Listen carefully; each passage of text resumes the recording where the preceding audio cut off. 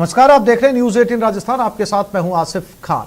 Bulletin की शुरुआत करते हैं टॉप 10 खबरों के साथ। सबसे पहले बात जयपुर की। जयपुर में जेडीए ने अतिक्रमण के खिलाफ बड़ी कार्रवाई की। जेडीए के दस्ते ने मालवीय नगर के जगतपुरा में 10 बेशकीमती जमीनों पर हुए अतिक्रमण को ध्वस्त किया।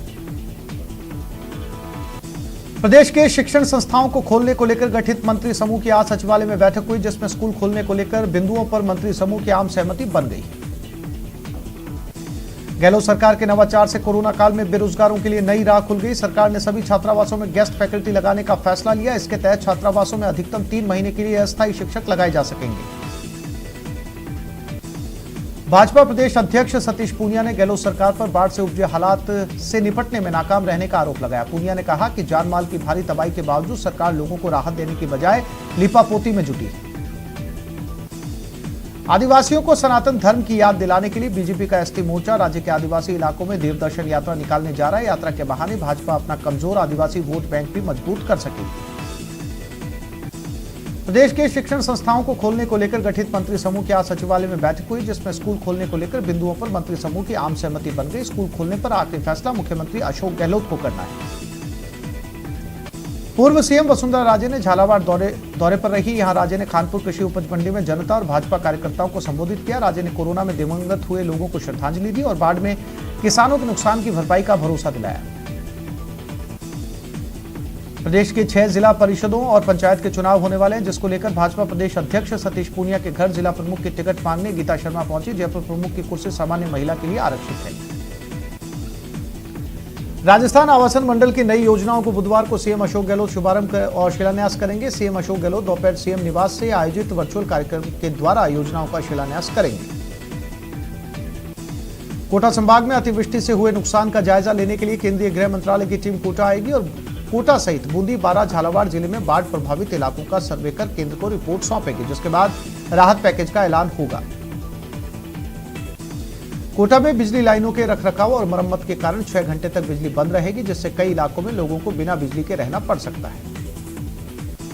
कोटा संभाग में भारी बरसात से हुई फसलों की तबाही के बाद जिला प्रशासन को प्रभारी मंत्री के नुकसान को लेकर अलग अलग दिए बयानों के बाद बीजेपी सरकार के खिलाफ विरोध जता रही है।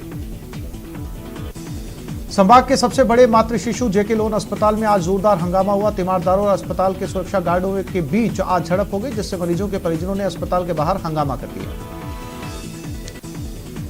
कोटा में हुई भारी बरसात के बाद अब सड़कें बदहाल हो गई। यहां यह पता लगाना मुश्किल है कि सड़कों पर गड्ढे या गड्ढों में सड़क। शहर के प्रमुख बाजारों की मुख्य सड़कें पूरी तरीके से क्षतिग्रस्त हो चुकी हैं और हर तरफ सड़क पर कंक्रीट फैली हुई है, जिससे राहगीरों और वाहन चालकों को परेशानियों का सामना करना पड़ रहा है। कोटा संभाग में अतिवृष्टि से प्रभावित लोगों की मदद के लिए लोकसभा स्पीकर ओम बिरला ने मदद का हाथ आगे बढ़ाया और कई लोगों तक राहत सामग्री पहुंचाने का सिलसिला भी जारी है। आज लोकसभा अध्यक्ष बिरला की पहल पर राहत सामग्री का ट्रक स्पीकर के कैंप दफ्तर से सांगोद रवाना किया गया।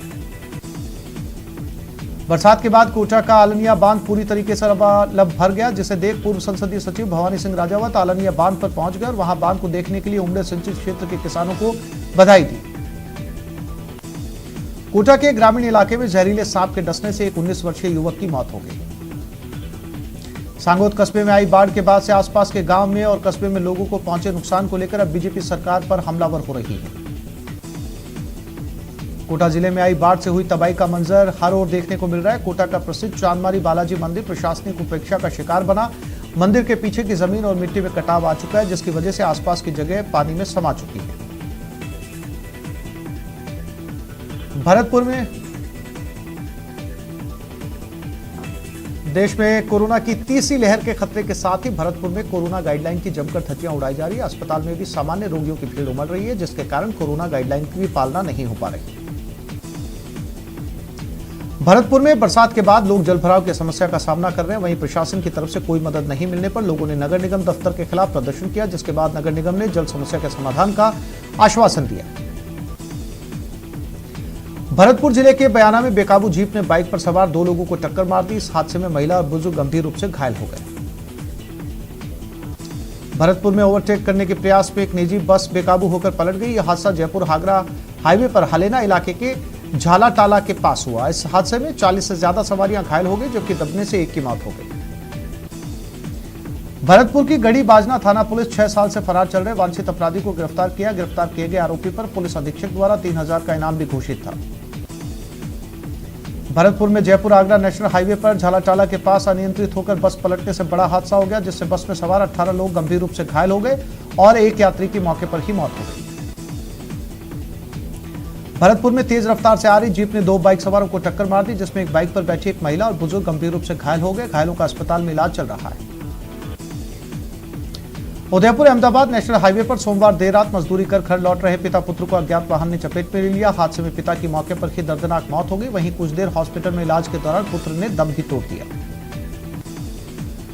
राजपूत करणी सेना के संस्थापक ठाकुर लोकेंद्र सिंह कालवी और राष्ट्रीय अध्यक्ष महिपाल सिंह मकराना के जन्म दिवस पर देहात जिला की ओर से चौहानों का खंडेला हमीरगढ़ फार्म पर पौधारोपण कार्यक्रम रखा गया। उदयपुर के वल्लभनगर क्षेत्र में दिवंगत विधायक गजेंद्र सिंह शेखावत के नाम से घोषित किए गए महाविद्यालय की जगह को लेकर विवाद खड़ा हो गया है। उदयपुर में आदिवासी दिवस पर भीलू राणा की प्रतिमा पर भगवा ध्वज लगाने का मामला शांत होने का नाम नहीं ले रहा। आज भी आदिवासी समाज के कुछ लोगों ने जिला कलेक्टर को ज्ञापन सौंपकर इस घटना की निंदा की।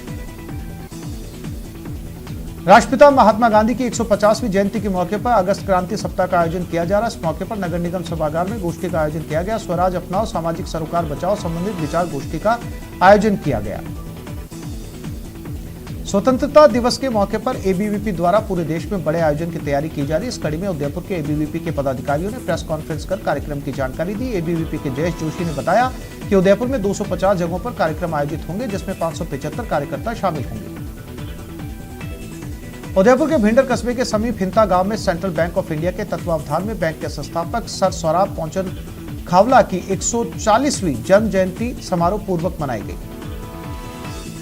उदयपुर जिले के कुराबड़ थाना क्षेत्र में देर रात शरारती तत्वों के करतूत से क्षेत्र में हड़कंप मच गया। हालांकि पुलिस के पहुंचने पर खुदा पहाड़ निकली चुईया वाली कहावत चरितार्थ हुई। मिली जानकारी के अनुसार ग्रामीणों की भूमि पर एक खड्डा किया गया, जिसको देर रात शरारती तत्वों द्वारा पाट दिया गया। जेल डीजी भूपेंद्र दत्त आज उदयपुर पहुंचे। डीजी भूपेंद्र दत्त ने सेंट्रल जेल का निरीक्षण किया। डीजी बनने के बाद भूपेंद्र दत्त की यह पहली यात्रा रही, जिसमें उन्होंने जेल का निरीक्षण करते हुए जेल में चल रही रोजगार परक कार्यों को भी देखा। उदयपुर के वार्ड 41 में महावीर मिनरल कंपनी के बाहर स्थित शिव मंदिर को कंपनी द्वारा तोड़ दिया गया, जिसके बाद वार्ड 41 के पार्षद कमलेश मेहता के नेतृत्व में वार्ड वासी लिपि डेटा के सामने एकत्रित हुए। भगवा ध्वज हाथों के लिए वाहन रैली निकालकर विरोध प्रदर्शन किया। जोधपुर के जय नारायण व्यास विश्वविद्यालय में अब छात्रों को अदाकारी भी सिखाई जाएगी। विश्वविद्यालय प्रशासन ने JNVU में थिएटर सेल की स्थापना की। डॉक्टर हितेंद्र गोयल को थिएटर सेल का समन्वयक बनाया गया है। जोधपुर शहर के 3 प्रमुख फिल्टर हाउस में मेंटेनेंस रखरखाव के चलते 2 दिनों तक शहर में पानी की सप्लाई नहीं होगी। पानी सप्लाई नहीं होने के चलते आम नागरिकों को परेशानी का सामना करना पड़ सकता है।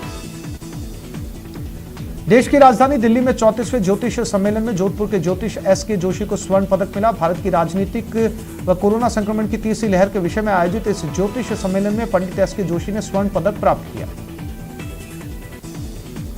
जोधपुर शहर में एक पार्षद को अपने इलाके में पीपल का पेड़ काटना भारी पड़ गया। पार्षद ने पीपल के पेड़ के साथ कबूतरों को दाना डालने वाला चबूतरा भी तुड़वा दिया। इस बीच सभी मोहल्लेवासी विरोध प्रदर्शन पर उतर आए और पुलिस की मौजूदगी के बीच पार्षद ने गलती मानी और वापस इलाके में पीपल के पेड़ का वृक्षारोपण किया। बीकानेर में आज अतिक्रमण हटाने की बात को लेकर विरोध देखने को मिला। रानी बाजार क्षेत्र में दृष्टिहीन बुजुर्ग की दुकान हटाने पहुंची प्रशासन की टीम का मोहल्ले के लोगों ने विरोध किया। बीकानेर में आज ऊर्जा मंत्री डॉक्टर BD कल्ला ने SDM राजकीय जिला अस्पताल अधीक्षक को 2 एम्बुलेंस की चाबी सौंपी। बीकानेर में आज अखिल भारतीय विद्यार्थी परिषद से जुड़े छात्रों ने राजकीय डूंगर कॉलेज से कलेक्ट्रेट तक रैली निकाली और कोरोना के चलते उच्च शिक्षा के छात्रों को फीस में राहत देने और JNVU अध्यक्ष रविंद्र सिंह भाटी का निलंबन रद्द करने की मांग रखी। कोरोना काल के चलते बंद पड़े स्कूलों के संचालकों ने स्कूल खोलने के लिए आंदोलन का रुख किया। इस अभियान की शुरुआत ब्यावर से की गई। राजस्थान गैर सरकारी स्कूल एसोसिएशन के बैनर तले राजस्थान स्कूल बचाओ आंदोलन का आगाज करते हुए CM आवास को घेरा। विजयनगर के कांग्रेसी पार्षदों ने बिजली विभाग को बिजली सहायक लटके हुए तार सड़क के बीच में आने के कारण वोल्टेज कम होने की परेशानी से अवगत करवाया, जिसके बाद सहायक ने 7 दिनों के अंदर समस्याओं के समाधान का भरोसा दिलाया।